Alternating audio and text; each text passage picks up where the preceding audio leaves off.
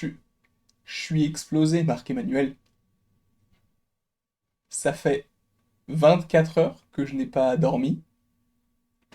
Mais on vous propose tout de même une petite vidéo critique en temps et en heure, comme d'habitude, de l'épisode 3 de la saison 2 de Loki.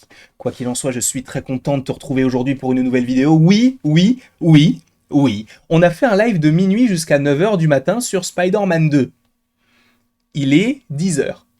On n'a pas dormi. Non. Dormir? On dormira quand on sera mort. Mais elle arrive la mort, hein, parce que là, vraiment, ça fait déjà 2 fois que je fais des critiques de Loki sans avoir trop dormi. Là, j'ai même pas dormi, d'accord? Mes yeux, je ne sais même pas comment je tiens. C'est même pas comment je tiens debout, c'est comment je me maintiens en vie actuellement. Mais ce n'est pas le sujet. Aujourd'hui, on va parler de l'épisode 3. Bien sûr, ils le savent, vous le savez. L'épisode 3 de la saison 2 de Loki critique, vous le savez. Si tu n'as pas vu l'épisode, qu'est-ce que tu fais là? Si tu veux continuer à la regarder, cette vidéo, déjà, oh, merci. Et ensuite, bah, il faut avoir vu l'épisode. Si tu ne l'as pas vu, attention, spoiler. Mais à tes risques et périls, et je ne suis plus forcément garant de ce genre de Ah, tu m'as spoilé! Désolé, je le dis tout le temps et je le dirai tout le temps parce qu'il y aura toujours des gens qui vont me faire la réflexion. Désolé, je suis très fatigué, donc il est possible que je sois un tantinet un petit peu plus tendu, et en plus, il est possible que je pète des câbles. Il y a rien qui va. Rien, rien du tout. Il y a tout qui merde en moi. Là, actuellement, voilà. Aujourd'hui, calmons-nous. On va parler donc de l'épisode 3 de la saison 2 de Loki que certaines personnes m'avaient vendu comme génial, incroyable. Sur les réseaux, on le vante. Il n'y a pas de souci. L'épisode est très bon. Mais de là à dire qu'il est génial, incroyable, parfait, je n'irai pas jusque-là, mais je l'ai vraiment bien aimé. Pour moi, c'est dans la continuité de l'épisode 2 et de l'épisode 1, pour le coup. C'est vraiment la continuité, et même de la saison 1, que j'ai trouvé vraiment exceptionnelle. Alors, la hauteur d'une série Marvel du MCU, mais au-delà de ça, moi j'ai trouvé que c'était hyper intéressant, notamment avec le début où on débute, parce que c'est un début, oh mon dieu, la fatigue. Mais on commence l'épisode avec un jeune Victor Timely, donc l'un des premiers, que dis-je, le premier variant de Kang, qui n'est pas interprété pour l'instant par Jonathan Majors, qui est le personnage principal de cet épisode-là. Il fallait le présenter, il nous fallait un variant différent, parce que je vous rappelle qu'on avait celui qui demeure, on avait Kang le Conquérant, et là on a Victor Timely. Sachant que les deux premiers cités étaient des antagonistes, lui a plutôt l'air d'être un gentil. Et ce qui est intéressant même dans son, on va dire, dans son développement dans cet épisode-là, et je vais parler directement de sa fin, entre guillemets, c'est qu'il est épargné par Sylvie, et Sylvie lui dit mais de toute manière tu seras toujours le même, c'est-à-dire que même si tu as un variant d'un méchant, tu seras méchant. Sauf que ça ne fonctionne pas comme ça, et ce qui est très intéressant, c'est que c'est aussi le cas dans les comics. C'est-à-dire qu'à un moment donné, on a un Kang du futur qui est venu dans le passé afin de rencontrer Iron Lad, donc un des variants de Kang, un de ses variants, et il a voulu le former. Sauf que le passé de Kang qui a voulu le former et d'Iron Lad était totalement différent, ce qui fait qu'ils ont pris des chemins différents. Ce n'est pas parce que c'est la même personne que leur vie a été pareille, puisque c'est sur un flux différent au niveau du temps. Donc là, lui-même le dit, bah en fait, moi, j'ai rien fait. Je suis, c'est pas que je suis gentil, mais disons que je ne vous ai causé aucun tort. Celui qui vous a causé du tort, bah, c'est le créateur de la TVA, donc celui qui demeure, pour le coup. Et là, c'est très intéressant, parce que justement, lui n'est pas celui qui demeure, mais c'est un variant de celui qui demeure. Et justement, on peut se dire, bah, tous les variants de Kang sont des méchants, sauf que ce ne sera pas le cas, dans le sens où il y a une infinité de variants, donc logiquement une infinité de méchants et une infinité de gentils. Donc, moi je trouve que c'est assez intéressant d'avoir évoqué ça comme ça et de faire de Victor Timely un gentil qui, par ailleurs, devrait les aider, puisque je vous rappelle que on a pas mal de problèmes au sein de la TVA avec le fait que là, on a besoin en gros, d'un élargisseur de flux temporel pour que justement cela puisse tenir ce petit bouchon. Et ce qui est très intéressant, ça fait 8 fois que je le dis, mais c'est le cas, c'est que Victor Timely, lui, en a créé un à l'époque, sachant que quand il était plus jeune, eh bien il y avait une sorte de manipulation, puisque en gros celui qui demeure a envoyé Ravonna Renslayer, ou plutôt il a envoyé Miss Minute contacter Ravonna Renslayer pour contacter un autre Kang, qui est donc Victor Timely, afin de prendre supposément sa succession et que un Kang soit toujours à la tête de la TVA, ce qui sera possiblement le cas, hein, bien sûr, puisque On est aussi sur de l'Ouroboros. Pour rappel, l'Ouroboros, qu'est-ce que c'est? C'est un principe, un mythe qui est entre guillemets un cercle. C'est-à-dire que ce que tu fais à un point A reviendra à un point B qui reviendra à un point A. C'est-à-dire que tout est circulaire, tout est continuel, tout comme l'épisode 1 où on a une scène du futur, supposément de l'épisode 5 ou de l'épisode 6, qui n'est toujours pas arrivé, bien sûr. Et donc, je vous montre cette personne-là, puisque c'est lui, Ouroboros, qui nous explique quand même pas mal de choses en un très petit temps. Et là où, justement, j'ai peut-être un défaut à donner à cet épisode-là, c'est la courte apparition de Loki.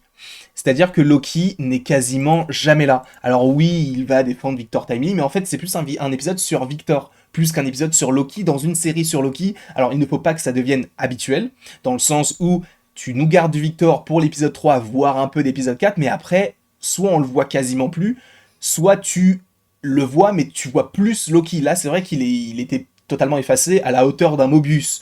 Et dans une série Loki, c'est vrai que ça peut poser problème. Encore une fois, ce n'est qu'une seule fois dans 9 épisodes, si on compte aussi la saison 1. Mais c'est vrai que la saison 2 de Loki dépasse un petit peu uniquement l'aura du personnage pour aller vers une aura multiverselle. Donc ça ne concerne pas uniquement lui. Bien sûr qu'on évoque Loki parce qu'il est dans la série et que c'est le personnage principal, mais aussi parce que ça fait vendre.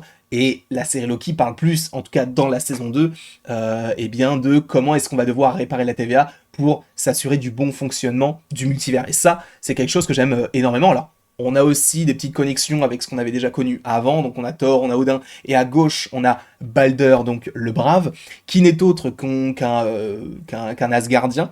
Sachez que normalement, il aurait dû être dans le MCU, et notamment dans Doctor Strange in the Multiverse of Madness, interprété par Daniel Craig, puisqu'il était censé être l'un des Illuminati. Il avait été envisagé à l'époque. Au final, ils ne l'ont pas gardé. Ils ont pris Black Bolt, ils ont pris Mister Fantastic, etc. Les choses ont quand même pas mal changé. Mais au-delà de ça, au-delà des petits éléments en lien avec Loki, puisqu'en réalité, ce n'est pas vraiment un épisode sur Loki, c'est plus un épisode sur Ravonna et Kang. Moi, ce que j'ai bien aimé, c'est cette relation amoureuse qui n'arrivera jamais, sachant que dans les comics, Ravonna est la princesse Ravonna que Kang aime. Là, Kang semble quand même pas mal l'apprécier, ce qui n'est pas le cas de Ravonna. Ravonna, elle est uniquement là pour, en gros, guérir tout ça. Et je vais pas vous mentir, moi, Ravonna, elle me saoule. Elle me saoule, c'est vraiment, je pense, avec Titania, Tatinia, je ne sais plus comment elle s'appelle, Titania, je crois, dans She-Hulk, ce sont vraiment deux personnages qui sont nuls.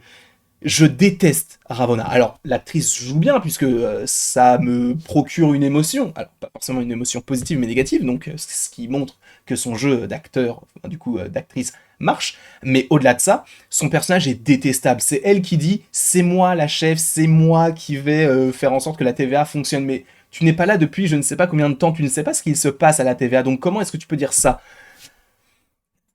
Voilà, son personnage est mentionné de cette manière-là. Après, ce qui est très intéressant, et on finira là-dessus sur Ravonna, c'est qu'à la fin de l'épisode, elle retourne à la fin des temps, donc là où Loki et Sylvie avaient rencontré celui qui demeure, qui a fini donc par périr, ou dépérir plutôt.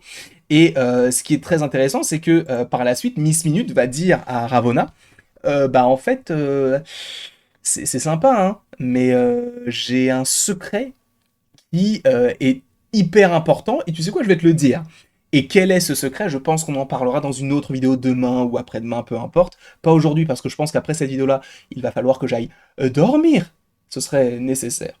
Mais en tout cas, concernant Ravonna, moi c'est un personnage que je déteste, mais ce qui est cool, c'est que la plupart des scènes, on les a déjà vues, donc là, on va partir sur quelque chose d'assez surprenant. Je pense, on va rester quand même pas mal du côté de la TVA. On va voir comment tout cela s'agence, bien sûr. Mais pour revenir du coup à cette histoire d'amour, faut revenir aussi sur le personnage du coup de celui qui demeure entre guillemets, ou en tout cas Victor Timely, que j'ai bien aimé. Je l'ai trouvé un petit peu, je l'ai trouvé touchant. En fait, je l'ai trouvé touchant parce que tu sens que lui, en fait, il est totalement étranger à tout ce qui se passe, et il a l'impression, enfin, en tout cas, ça nous donne l'impression que bah il est un petit peu démuni, c'est-à-dire qu'il a envie d'aider parce que justement, il a en sa possession le manuel de la TVA, il sait quand même pas mal de choses, et il est la possible solution pour créer ce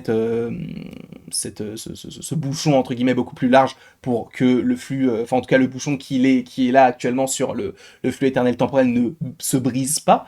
sachant que lui en plus il a l'aura de celui qui demeure, donc c'est lui qui va pouvoir ouvrir certaines portes, justement, entre guillemets, de manière figurée et au sens propre. Donc c'est un personnage qui va être extrêmement intéressant, mais pour un court laps de temps, je ne pense pas qu'on verra d'autres variants de Kang, puisque je vous rappelle que Jonathan Majors est dans certaines affaires, et a priori, normalement, on aurait dû avoir d'autres variantes Kang, et je pense qu'ils ont essayé de faire en sorte qu'on le voit le moins possible. Là, pour l'épisode 3, c'était pas possible de faire autrement, puisque c'était un épisode sur lui, et sans cet épisode-là, je pense que tu ne comprends pas la suite, et même sans ce personnage-là, tu ne comprends pas la suite, donc ils étaient entre guillemets obligés de le faire, mais a priori, ils auraient enlevé quand même pas mal de variantes Kang dans cette série-là. Sachant que de toute manière, on reste sur un format sériel, donc on n'a pas, enfin en tout cas du côté de Marvel, on n'a pas la volonté de montrer énormément de choses dans ce genre de série, puisqu'ils savent qu'on va beaucoup plus toucher de personnes du côté des films, plus que du côté des séries.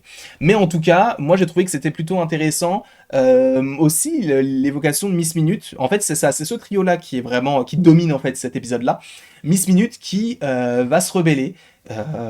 Et je trouve que son changement est radical. Alors, est-ce qu'il y a eu peut-être des scènes qui ont manqué, peut-être qu'ils ont supprimé certaines choses, notamment par rapport à ce personnage-là, hein, pas par rapport à l'épisode, parce que l'épisode je le trouve très très bien encore une fois, mais juste par rapport au personnage de Miss Minute, c'est vrai que tu te dis, bah, c'est vrai qu'elle est amoureuse de lui. Elle est amoureuse, c'est une IA qui commence à tomber amoureuse, tu vois, justement les travers même de ce qu'on peut trouver aujourd'hui avec l'intelligence artificielle qui ne cesse d'évoluer. Et ce qui est pour le coup notable, c'est qu'elle va finir par devenir extrêmement glauque, à tel point qu'elle va demander à Victor Timely de lui créer un corps pour qu'ils puissent dominer tous les deux la TVA. Et là, tu te dis, ah oui, moi, de base, Miss Minute, je la trouvais mignonne, hein. Là, elle est un peu glauque. Je vais évidemment acheter toutes les pop de Loki parce que bah, j'aime bien avoir le set complet. Mais c'est vrai que là, ça devient un peu compliqué, tout ça. En tout cas, c'est vrai que pour l'instant, la série fonctionne totalement sur moi. Je suis totalement dedans. Vraiment, premier degré. J'adore ce que je viens de voir. Enfin, et ce que je verrai supposément. Je vous rappelle que, alors encore une fois, ce ne sont que des avis. Donc, évidemment, c'est en fonction de vous. Hein, c'est totalement subjectif. Mais a priori, l'épisode 4 est le meilleur épisode de la. En tout cas, enfin, pas de la série, puisque la plupart des gens n'ont vu que les 4 premiers épisodes. Mais en tout cas, des 4 premiers, c'est le meilleur. A priori, on a plus de choses qui se déroulent dans cet épisode 4, et a priori, même l'épisode 3 était le moins bon. Alors moi, j'ai trouvé qu'il était très bon, mais en tout cas, voilà, c'est en fonction des goûts de chacun. Peut-être que vous l'avez adoré. Moi, je l'ai vraiment bien aimé. Vraiment bien aimé. Je l'ai pas trouvé excellent, mais je l'ai vraiment beaucoup aimé. Quoi qu'il en soit, n'hésitez pas, vous, dans les commentaires, à me dire ce que vous en avez pensé. N'hésitez pas non plus à aimer, à partager, à commenter et vous abonner si ce n'est pas déjà le cas. Et après tout ceci, il ne me reste plus qu'à vous dire à la prochaine pour la prochaine. Et bien évidemment, sache que tu peux aimer, partager, commenter et t'abonner, et aussi te reposer. Et c'est ce que je vais faire dans quelques instants.